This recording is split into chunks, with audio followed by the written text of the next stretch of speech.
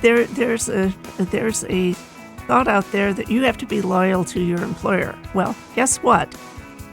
Employers are not loyal to you.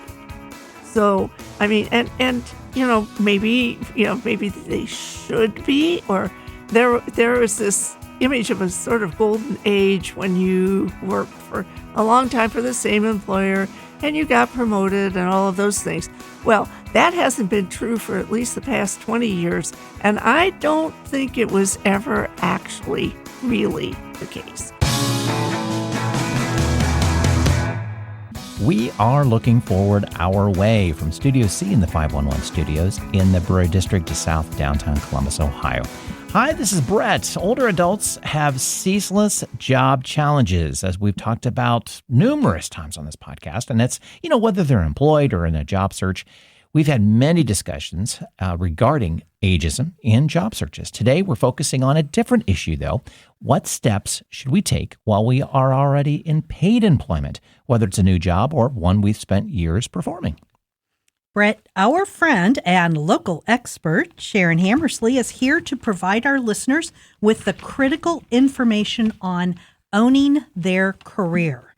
Sharon's been our guide to job searching for many years and always willing to provide us with current information needed by so many job applicants. Some of you know Sharon as the LinkedIn coach or the resume coach. She generously provides job searching information to Central Ohioans in many formats, including working with nonprofits, our local libraries, and through her various workshops and training programs. So welcome, Sharon, to the studio today, and thanks so much for giving us your time again. Thanks so much, and I'm really glad to be here with my good friends, Carol and Brett. We've been doing this a long time. Yes, we have, and it gets better every time. That's true. That is very true. So talk about your background briefly in the services you've been providing to job seekers for these many, many years. Well, my goal is also to give people the tools and the information, but most of all, the self-confidence that they need to conduct a job search, move forward in their career. I've been doing this now for, if you count the time that I spent at Ohio State as an academic advisor, close to 40 years. But basically the last 10 or 12 years, I've actually made a business out of helping people get to that next step, identify that next step, and get to it through the coaching and tools and resources that I provide. So. Sharon and I have actually worked with students and clients literally from the age of 18 to 80. Exactly. In their educational and job search areas. Yeah. And we've been doing this a long time. I don't know that I've got 40 years, but I'm probably pushing it. Yeah, probably close. If you count your years with employment for seniors, for sure. Yeah. Well, and even when I was working for the state, I was at employment services for the state. So I wasn't working with clients directly, but still doing all that stuff. So, Sharon, job hunting is a challenge. I mean, anybody who goes through a job search is just frustration is at the top of your list of emotions that you're going through. And it's important that we learn to control the process. As you said, self-confidence is one of the many key factors, and older adults have, especially if they've lost their job, it's critical. But when you actually land a position, you're in that job, you're just putzing along, doing what they're asking you to do. It's very tempting to sit back, relax, and concentrate on the daily work as opposed to long-term career path. Is it a good strategy, or should you continue to own or control your career? Well, it's really tempting just to focus on what's right in front of you. And really, when you're in a job, a lot of your time and your effort goes into doing the very best job you can in the job that you have. However, when you focus on that exclusively, you can miss many types of opportunities to grow. And here's the thing. a job can end at any time. I mean, every week we see layoff notices, big companies, Amazon, I noticed that I think it was Chase was going to lay off 95 employees at one of their locations. So right. it's really, just being a worker bee can leave you truly unprepared for a sudden shift in your career path. So it is important to pay attention to what you're doing and to do a really good job, because that does help lay the groundwork for whatever's next. But, it's really also important to be very cognizant of what you are, what might be next, and look for some opportunities to prepare for that. So the change in a job, whether you lose hours, whatever, happens very suddenly. yes, You can't go back and gain that time to prepare yourself while you're working. You can't go back. So if you wait till you're out of a job, I don't want to say it's too late, but you're over a much bigger hill to climb. You're really behind. You're really behind in your timeline for looking for work. Right. Yeah. Right. Yeah. Okay. Well, and also, that you have to address, this is all inside of you, though, is that you feel guilty. Yeah. That while you're working, you feel like you're kind of, dissing the boss by doing that sort of light search, Yep. keeping your eye on what's maybe next. Can you address that just a little bit? It's like, I know the answer is don't feel guilty, but but you do have to get over that hill. That's true. Here's the thing. There's a thought out there that you have to be loyal to your employer. Well, guess what? Employers are not loyal to you. So, I mean, and maybe they should be, or there is this image of a sort of golden age when you worked for a long time for the same employer and you got promoted and all of those things. Well, that hasn't been true for at least the past 20 years, and I don't think it was ever actually really the case. So, there's a little bit of balancing act there between doing what your employer needs you to do and looking out for yourself, but you do have to do that. You have to have that balancing act in place. That's a really good way of putting it. Yeah. I appreciate that perspective because I've never been able to answer that. Yeah. Yeah. To somebody. But it's really two sides to the same coin. The coin is that you are increasing your skill level. One side is you're doing it for future opportunities. The other side is increasing your skill level could possibly help your employer. Yeah. So just because you are increasing your skill level doesn't mean the employer isn't going to get something out of it. Yeah. True. That's a good point. Yeah. Right. So you're working every day, you're receiving your salary, and perhaps you occasionally think about what might be next and how you can prepare. It also isn't always obvious that an employer is not interested in helping you grow your career or may even be thinking about eliminating your position. I mean, talk about the extremes. What are some clues you should be aware of before it's too late? Well, there are signs. Some are pretty subtle and some are not so subtle that you should pay attention to. One area, if you're starting to get negative feedback when previously you'd gotten positive feedback with your reviews that your work was satisfactory, or you even received compliments on the quality of your work, and now something seems to have shifted somewhere. So that's a clue to pay attention to. That can be really subtle because you can think, well, maybe my manager just had a bad day or something like that, and you don't really give it too much thought. Areas where you should really start to pay attention are if you get a reduction in hours worked. That can be a real sign. And in some cases, that has nothing to do with you. The company is just there. It's the health of the company. Yeah, it's the health of the company. Yeah. But if other employees are maintaining or increasing their workload and you're getting your hours cut, then that should be something that you should pay attention to too. And this is starting to be a bigger red flag. Reduction in responsibilities. Previously, you've had a team of people working with you, and now it's just you. You've had some responsibilities taken off your plate, or even assigned some tasks that, are basically, they're things that any entry-level person could do, and now all of a sudden they're asking you to do that. And again, sometimes that's just that the company is really not very great shape. And if you see these types of things, you should also be looking out for any signs that the company really is not in great shape, because that is a big red flag that says, pay attention here. You may actually need to jump. So, and then if you're not getting any opportunities and you see that other people are to get training and skill building, that would be another one.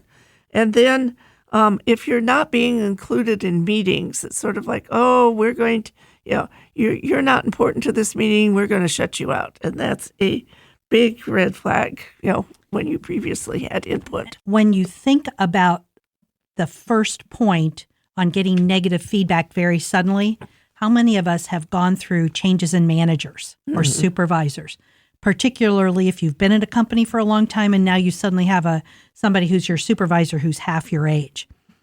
That is can be a huge red flag that you really need to watch for, where an employer may be looking at eliminating your position. Yeah.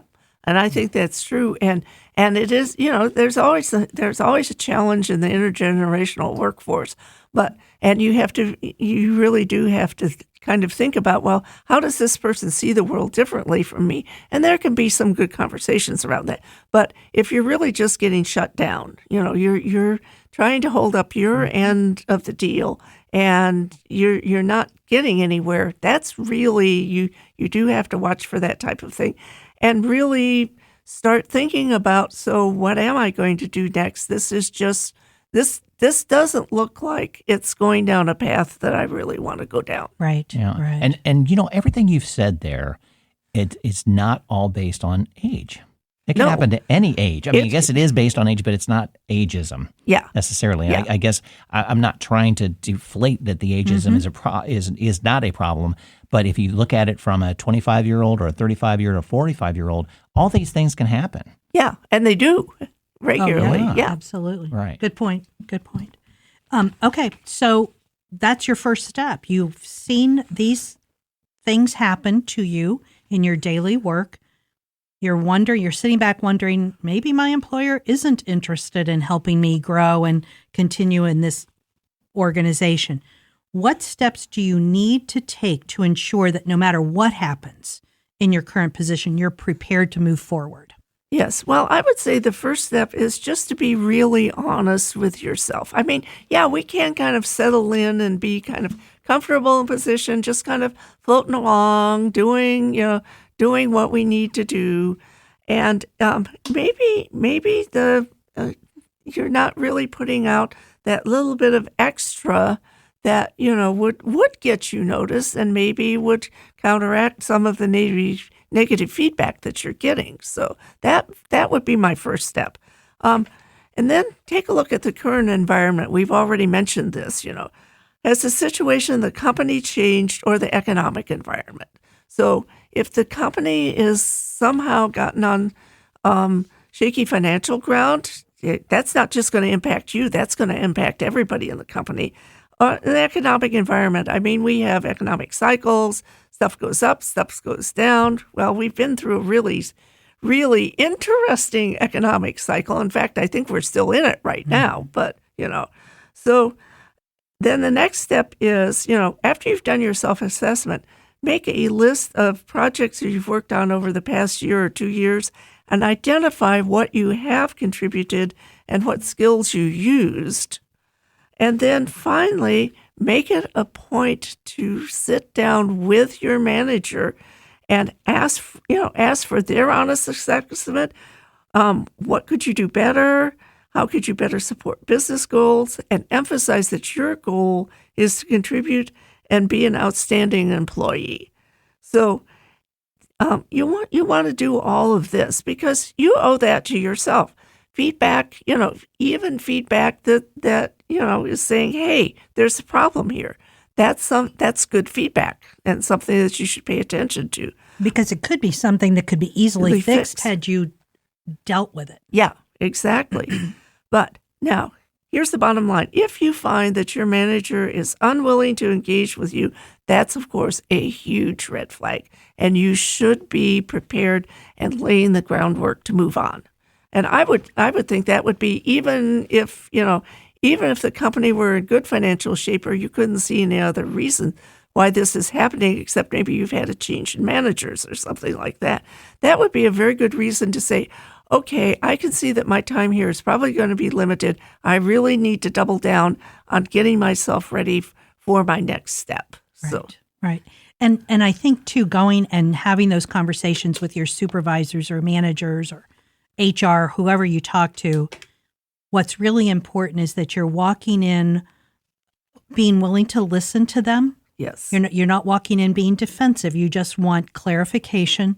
But if you walk in and be defensive, you're going to get shut down. Yeah. Yeah. And this has to be a two-way conversation, and you have to be very open to hearing what they have to say, even if it's not something you really and willing to try to make changes. Yeah. Yeah. If you don't want to hear those things, you may not want to have that conversation. Yeah. Right. Well, ageism is often a contributing factor to that situation, this situation, but what other factors might be affecting your diminished position? Okay, so the primary factor is the rapidly changing and evolving work and economic environment. I think that's really the primary cause of this. And this is incidentally, and we'll talk more about this in a minute, why you really need to keep your skills up to date, ensure that you are tracking your contributions, and making an effort to understand your employer's needs and address them. So all of those things, you want to be one of those folks who does step up to the plate, does, pay attention to what you're seeing. It can be difficult depending on the environment to say, hey, I really see a problem here. And I have a solution. Don't point out a problem that you don't have a solution for. Good point. Yeah. But make every effort in the position. And part of one of your skills is just the ability to recognize when there's something that does need to be fixed and developing solutions to get it fixed. That's actually a great skill to have. It's one of our soft skills, as we call them, but a very critical skill for any employee. And it will help you in your career progression, even if you decide that you're going to move on from wherever you're currently employed. Right. So. I think building skills, continuing to learn, being open to new information is probably one of the hardest things for workers in our economy to deal with. So many times I've talked to folks and they have not learned anything new since they graduated from college 30 years ago. And you have to always be willing to learn something new. But also employers need to help in that skill building. It doesn't always happen. Once you are working and you're in a position working on those skills, you can't just depend on that employer to teach you. What should we remember and do in our own phases of skill building, even if after we've landed that job? Well, as we previously mentioned, it's not wise to simply sit on your current skill set. Investigate what additional skills are necessary to advance in your career, even if you're not looking to be promoted to a very high level. Sometimes just moving to a different area within the business requires many of the skills you have and some that you don't yet have. And making a lateral move can be actually very beneficial for your career if you're willing to identify and acquire those additional skills. And I will say one skill that is clearly going to be needed and has been in the news a lot is the ability to use artificial intelligence, or AI, to be more productive in your work. And employers are very rightly concerned about AI. And the best strategy is to keep up with this technology to identify where it's going to be most useful in your work. because you can either grab hold of this technology and use it to your advantage, or I think you really will be behind in terms of that. So you need to start to understand that. And it's a big and constantly evolving field. And I don't claim to know a lot about it yet either. But I can tell you one thing for sure. I'm working with it right now pretty much on a daily basis to discover how it can make me more productive. So I think that that's really important no matter what your position is. And there is going to be more automation, but you can make yourself useful using AI rather than just sitting there and waiting for AI to basically eliminate your job. Right. So another thing, skill building area is that whatever your profession is, there's likely a professional organization. The people that get ahead in the field are the ones that are really active, and your professional organization in learning. Your professional organization offers great learning opportunities. There are yearly conferences, there are podcasts, there are webinars, there are all kinds of things. My personal experience with my professional organizations is we have an annual conference. We have a webinar every other month. We have 2 or 3 kind of social events every year. But at social events, obviously, you're going to be networking. Great chance to learn, to ask people maybe in slightly different areas how they got there and identify maybe some skills you could use if you thought that might be of interest to you. Right. And when you think about it, going back to that, your comments about the AI, you can't just learn this by reading the newspaper. You have to sort of delve into your company and your industry. How better to do that than utilizing those professional organizations, trade journals or trade publications. That's where you're probably going to be able to find those tips on what AI is doing to your industry. Yes, exactly. So what you're doing in terms of your actual career going forward to the future is going to give you the information you need today on things like AI or changes in not just in processes, but in the industry itself. For instance, lots of changes in the insurance industry because insurance carriers aren't giving out new policies. How does that change what you are doing in your job in that insurance industry? Yeah. So there are things that are going on that you're going to learn that you'll be able to kind of put all those pieces together into the puzzle. Exactly. So that is really important, I think. Okay. So. Well, older adults sometimes have difficulty in building their network. They see the value of networking for job search and make an effort to participate in networking events. But what should we be doing with our network once we have a job? That's an excellent question. Because the best time to build your network is when you have a job. And let's be clear about this. Networking is not an event. It's a process. And we go through that process many, many times over the course. So you can evaluate and should evaluate who's currently in your network and take some action to keep in touch with it. In sales, this is called keeping warm leads out there because you may not need them today, but you might need them tomorrow. So this can be something as simple as a quick note, hope you're doing well, would love to hear what's new, or, if they're local. People now are so dispersed, this may be a colleague who's on the other side of the country, but, you've worked with them or you worked in person with them in the past. Just keep in touch with them. If they're local, just sit down over a cup of coffee or lunch at some point. And you're talking like once a year, right? Yeah, once a year. Once a year. How much better, Zoom with coffee, or that's Sharon, Zoom with coffee. For me, it's Zoom with wine. It depends on the time of day. Exactly. Well, it's 5 o'clock somewhere, right? Yeah, right, exactly. So,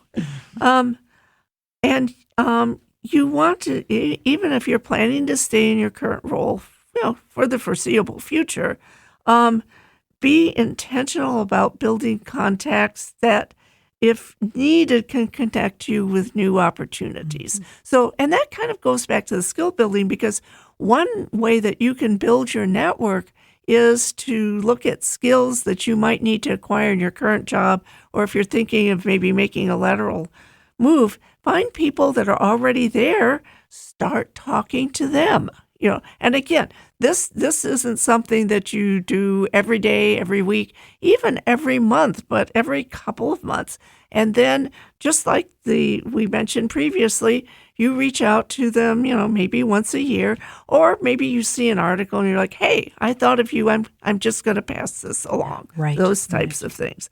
And the other thing is, and I'm really hammering on this because I think it is really important and people don't understand it real well. Your professional organization is your best local resource for networking. That's your local professional organization, but by extension, the national professional organizations as well, because you can have, people do work remotely.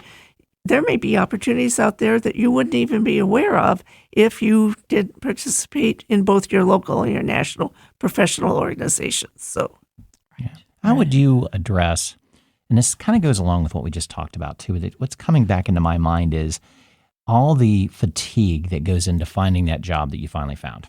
Yeah. And then you're saying right now, but Sharon, I'm burned out. I did all this work to get this job, and now you're telling me I don't even get a honeymoon time period of working again. How do you, with your clients, approach that? Yep, I get it. I know there's fatigue in this, but what are some tricks in your mind, I guess, to kind of go, here's how you get over those hurdles, because you've got to keep doing this. Yes, you do have to keep doing this. Now, I think some people think, okay, they've just settled into a job. Your primary objective in starting that new job is to make sure that you're doing really, really well in that new job, because you're probably going to have a 90-day evaluation or something. But here's the trick.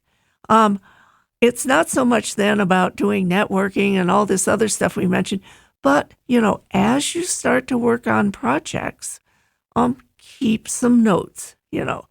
If you notice any issues that are in the company, just keep some notes initially. Hey, you're the new person on the block. You don't want to go out there waving your flag and going, you got a problem here. But, just keep notes.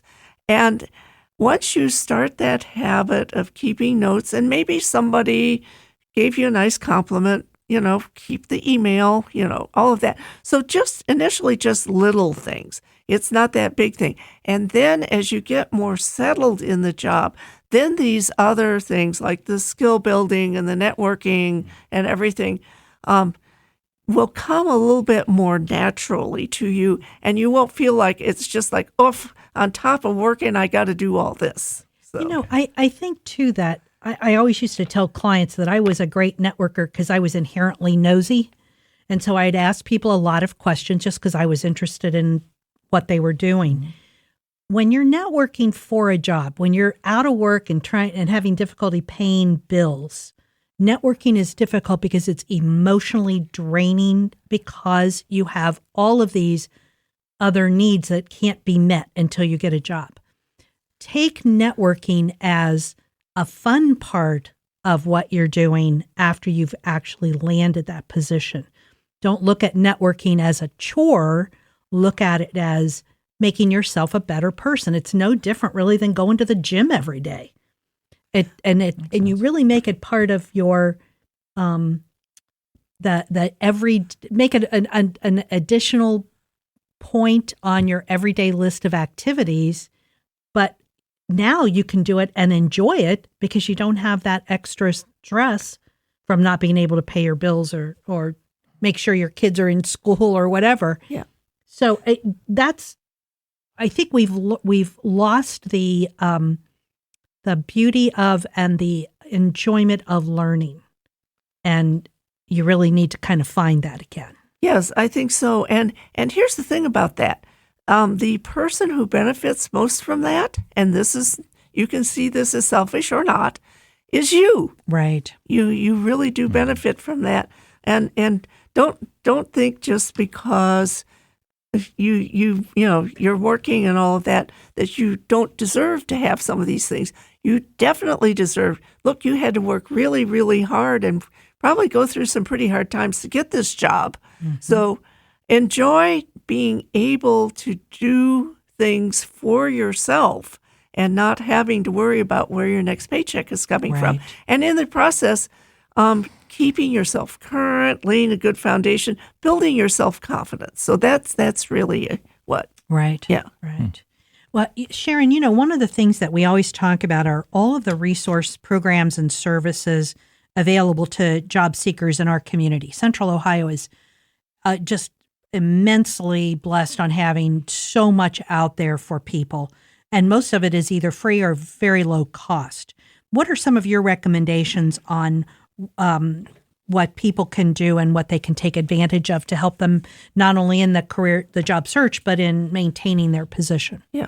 Well, professional organizations are of course, great resources.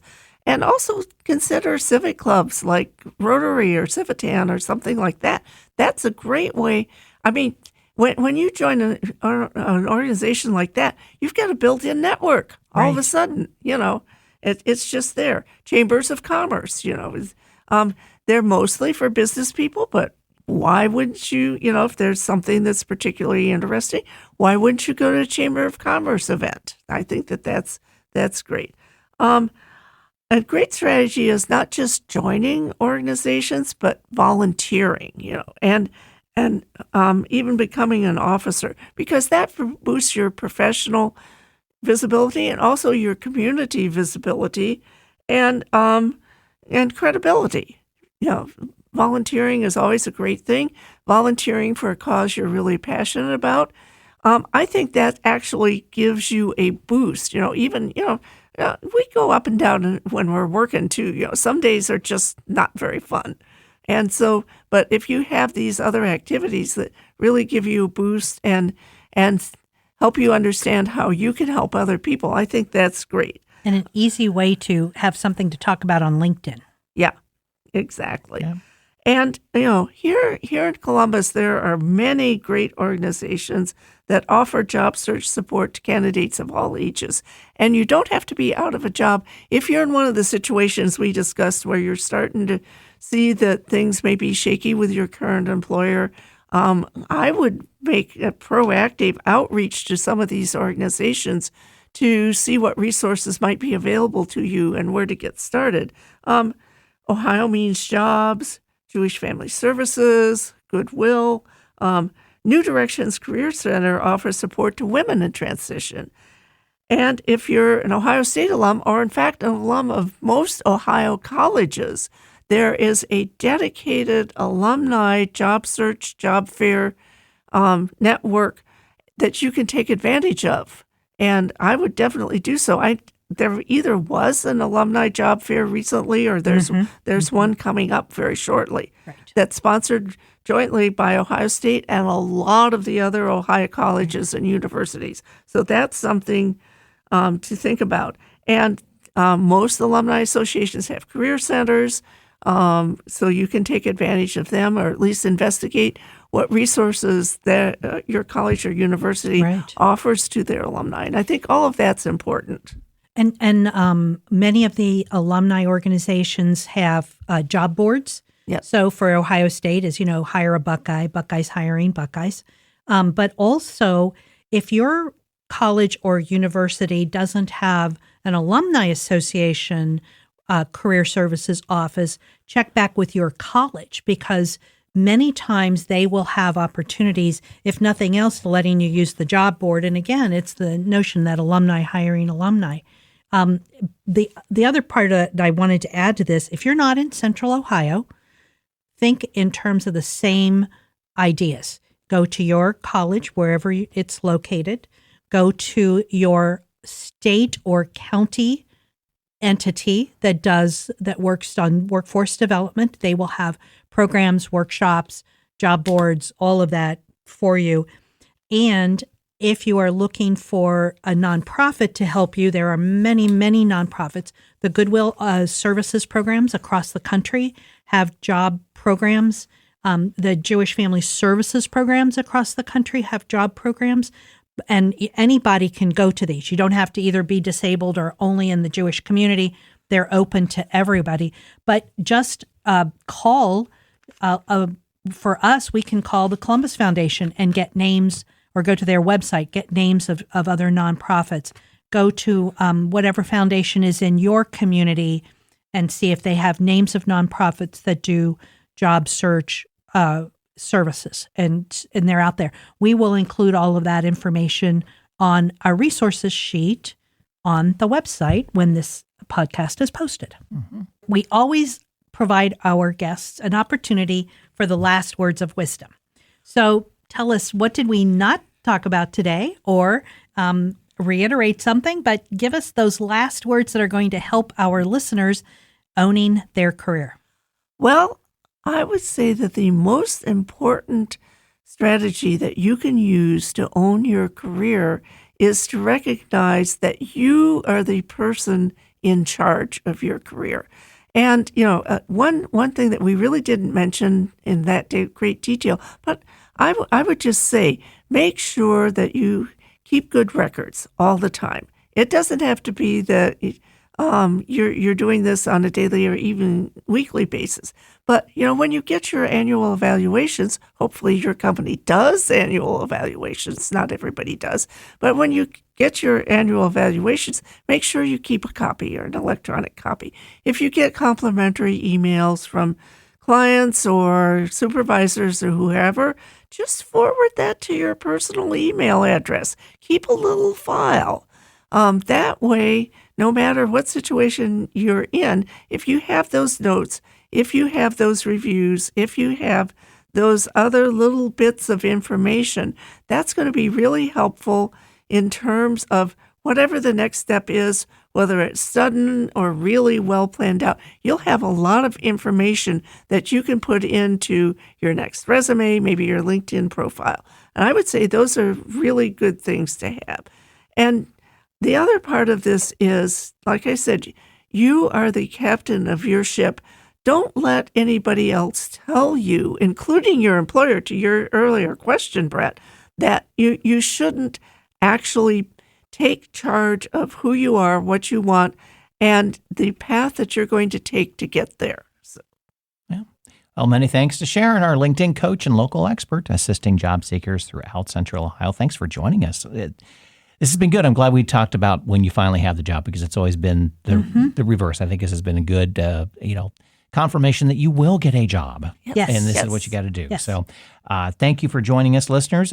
Don't forget to check out our show notes on the website for contact information and the resources we've discussed today. We've also created a collection of Sharon's episodes, previous episodes. So it's a nice, real easy link to click on it, and all of a sudden, all these other episodes that Sharon's been a guest on will populate. So you can listen to those as well, too. So go to the website, check out that. You can find all this information at lookingforwardourway.com. We're looking forward to hearing your feedback on this and any of our other podcast episodes.